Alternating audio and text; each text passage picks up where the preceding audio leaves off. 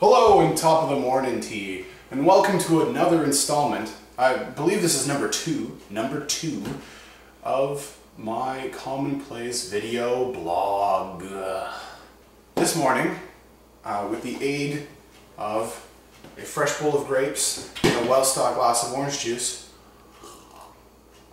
we are going to discuss King James's true law of free monarchies and transcendental signifiers, and how those two concepts, well, how transcendental signifiers intersect with King James's monarchic writing in True Law of Free Monarchies. It's very interesting stuff for sure, and you'd be surprised at what a profound influence it's had on today's models of thinking, in terms of thinking of government and power and authority, the relationship between the government and the governed. Alright, so right off the bat, let's get the idea of transcendental signifiers defined and out of the way, because it can be a very, very tricky, elusive concept for the uninitiated.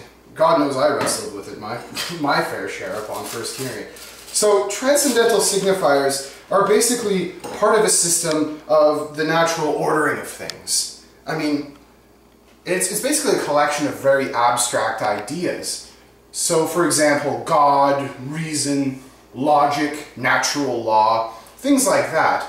I mean, they can't really be invoked as concrete, tangible things per se, but they can be used as part of an ideology or as part of an argument that you're trying to form. Because since these abstract things can't really be invoked in real life, they're transcendent. They transcend reality and basic description.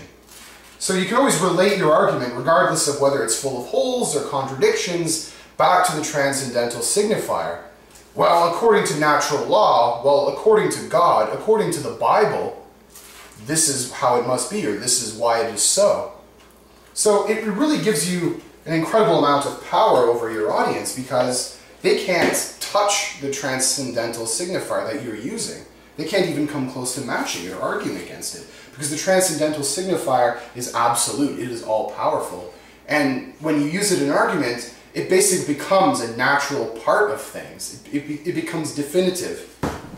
So, within the true law of free monarchies, King James is attempting to set out and establish his divine right to rule over his people. And right from the outset, James establishes that his monarchy in form of government is something that approacheth nearest to perfection, as all the learned and wise men from the beginning hath agreed upon. Pretty powerful statement. But it gets better. The transcendental signifiers really start flying as James makes his readers subject to his divinely appointed rule by the law of nature, where the king becomes a natural father to all his lieges at his coronation. Natural law here, as he's invoking it, natural law, is something that takes on a bit of an ecclesiastical meaning. It's something that, follows the great tradition of God and the way the universe has been destined to unfold before us. As part of this God-appointed ecclesiastical plan, he has been positioned as ruler over the people, and we are his children. He's able to assert this kind of paternalistic authority over his subjects, basically by saying, well, according to the natural order of things, I am father to my subjects, and you as my subjects are my children.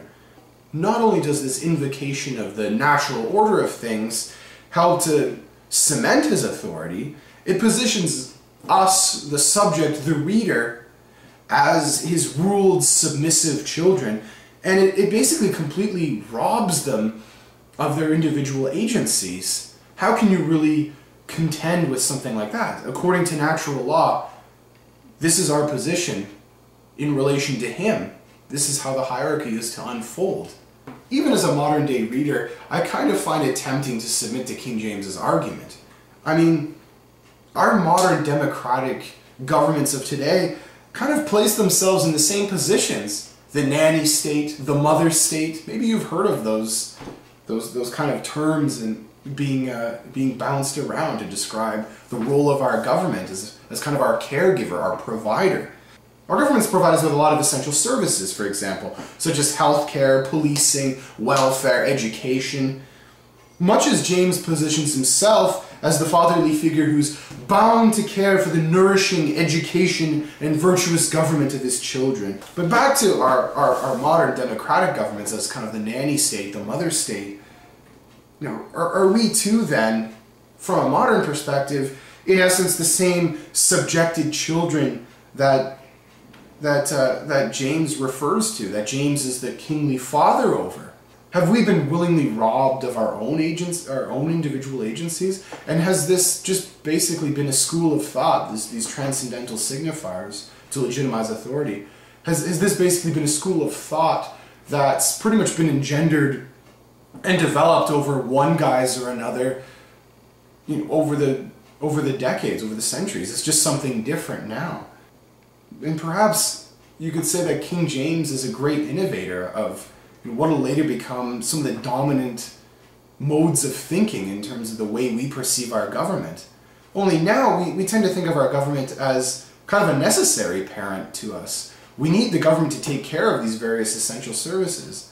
And we as the children, as the citizens living under the government, we are the beneficiaries of it at the same time, but at the same time we surrender a certain amount of our freedoms in order to receive this kind of paternalistic care.